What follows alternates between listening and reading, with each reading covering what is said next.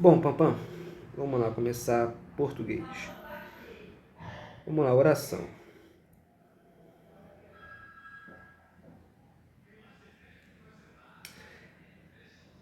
Toda oração ela pode ser dividida assim: sujeito,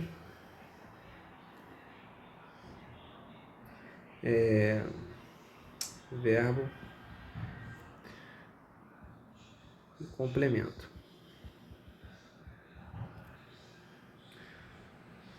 Isso aqui se chama ordem direta. Nessa ordem direta aqui é interessante você saber que não se separa por vírgula, tá bom? Isso não pode. Sujeito. Tipos de sujeito. Tem sujeito simples, sujeito composto, sujeito indeterminado e sujeito inexistente. Beleza. No sujeito simples, eu só tenho um núcleo.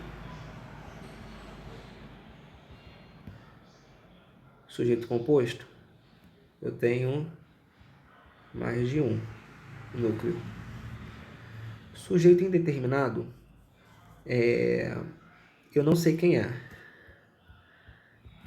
Não sei quem é. E faltou um sujeito. Desculpa. Faltou o sujeito oculto ou desinencial. Mesmo nome. Uma coisa interessante no sujeito indeterminado é o seguinte: quando é que isso acontece? Isso aqui acontece quando normalmente o verbo está na terceira pessoa do plural, tipo assim: falaram mal da Pamela.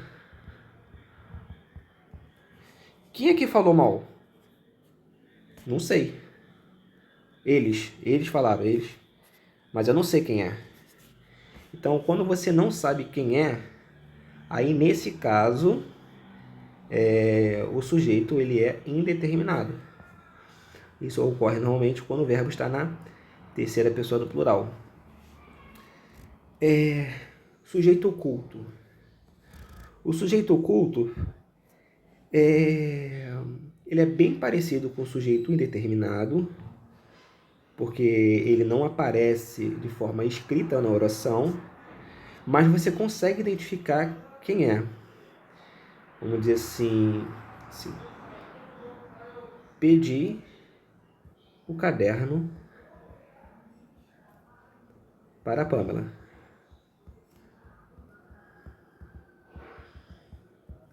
Então, quem é que pediu? Eu pedi. Então, nesse caso aqui, o eu, ele é um sujeito oculto. Beleza? Diferente do sujeito indeterminado, que fica na terceira pessoa. O sujeito oculto ele também acontece nas outras pessoas, no tu, no ele, nos nós, nos vós, entendeu? Menos no eles. Beleza. Vamos lá. Agora vem o sujeito indeterminado. Sujeito indeterminado. Cara, esse cara aqui, ele é um pouco mais chato. Por quê? Você vai ter que gravar alguns verbos. Vou dar algum exemplo. Verbo haver, verbo fazer, no sentido de tempo decorrido,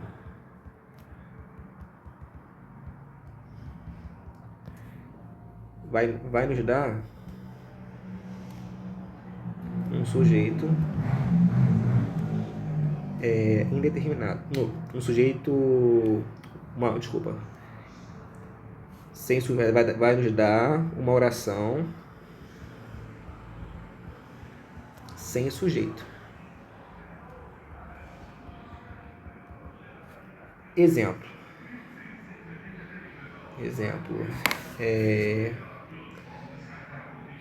Há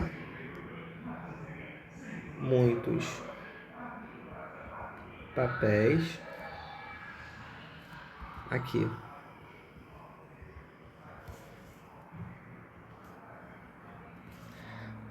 Papéis aqui.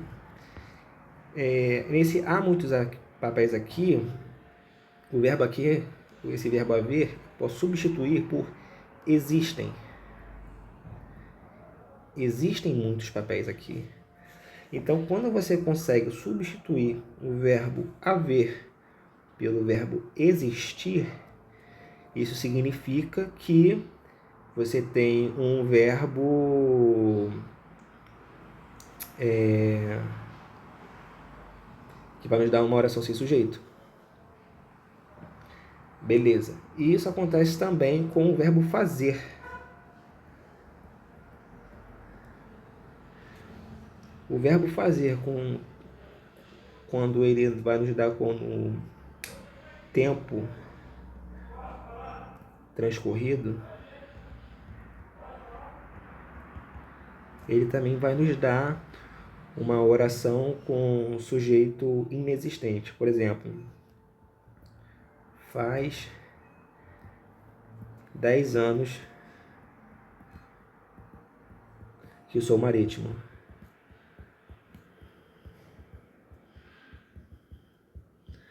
Então, nessa oração que faz 10 anos que sou marítimo, quem é o sujeito aqui da primeira oração?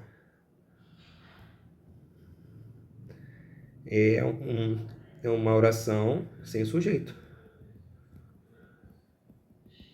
E outra coisa interessante... Pedro, por que não é fazem 10 anos...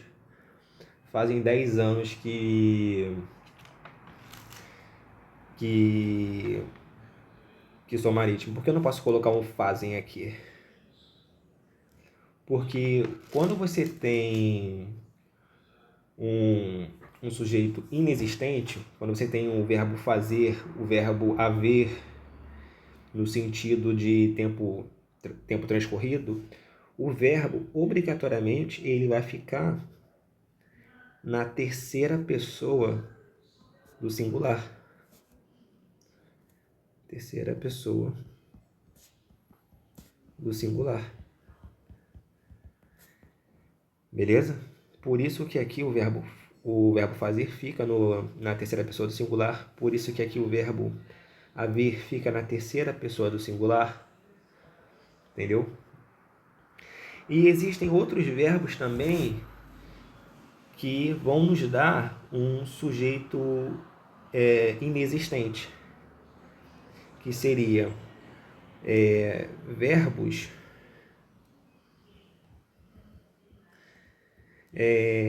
que dão aspectos naturais.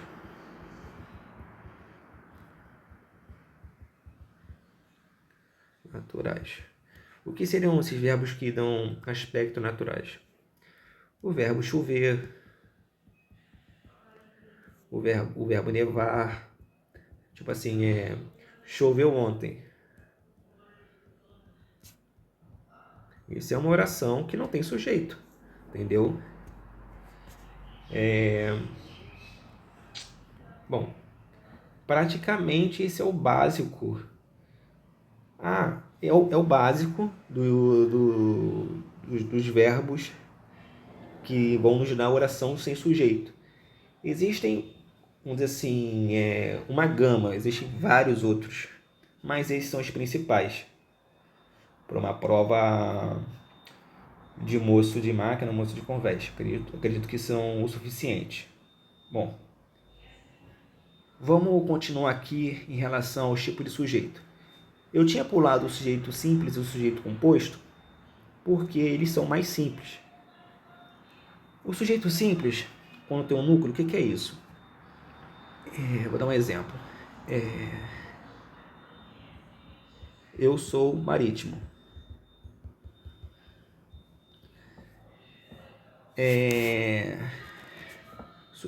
Sujeito, eu.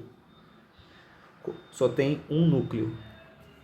Então, sujeito simples.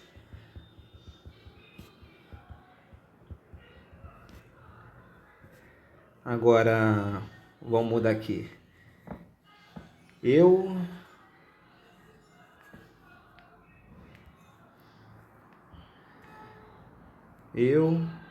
Pamela e Gordinho somos marítimos. Quem é marítimo? Eu, Pamela e Gordinho. Eu, Pamela e Gordinho é o que? É o sujeito. Sujeito composto. Por que sujeito composto? Porque ele tem mais de um núcleo. Entendeu? Beleza. Coisas importantes. Que o núcleo do sujeito aqui, eu, Pamela, Gordinho, o núcleo do sujeito, ele é sempre um substantivo. Entendeu? Ele vai ser sempre um substantivo. A classe gramatical dele. Perfeito.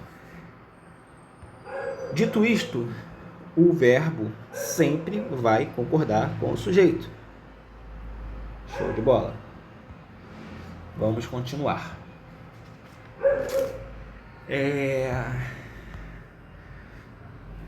Vamos emendar aqui com sujeito e predicado. Sujeito e predicado.